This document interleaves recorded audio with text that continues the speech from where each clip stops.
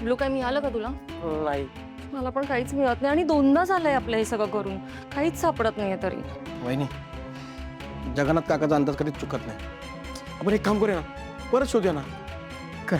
बरं. बबलू, हा. इकडे. तो ड्रॉवर तू उघडला होतास? मी तिकडे गेलोच नाही. आणि पोरं काय ठेवणार तिकडे? एक मिनिट.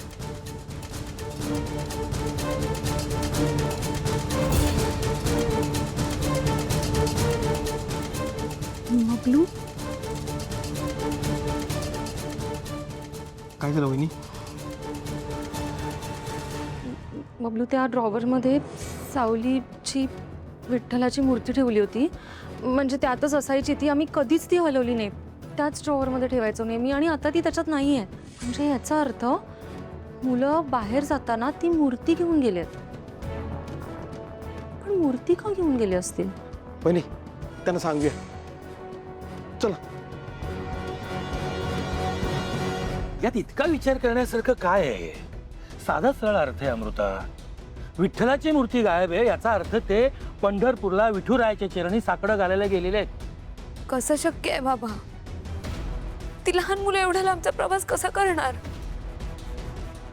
त्यांच्याकडे पैसे नाहीयेत, कसं निभावणार सगळं? सावली, त्यांच्याकडे पैसे जरी नसले तरी त्यांची सोबत साक्षात विठुराया करतोय. आणि ज्यांची सोबत विठुराया करतो त्यांना कसली आली भीती?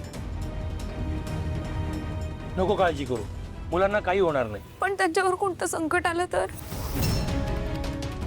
आणि ते व्रतासाठी घरातून गेलेत म्हणजे नक्कीच त्यांनी काही खाल्लं नसणार आहे. ते उपाशी असतील. नाही, मला आता कोणाचं ऐकायचं नाहीये.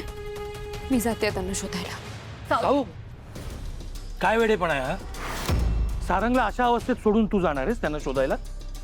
त्याची काळजी कोण घेणार? तू कुठेही जायचं नाहीयेस. तू इथेच थांबायचं आणि सारंगची काळजी घ्यायची. मुलांना आम्ही शोधू, कळलं? सावली, काका एकदम बरोबर बोलत असतात. तू थांब सारंग जवळ. मी जात असतो पंढरपूरला. थांबा, मी पण तुमच्यासोबत येतो. सावली वहिनी, काळजी करू नकोस. आलोच. सावली, शांत, काही होणार नाही त्यांना.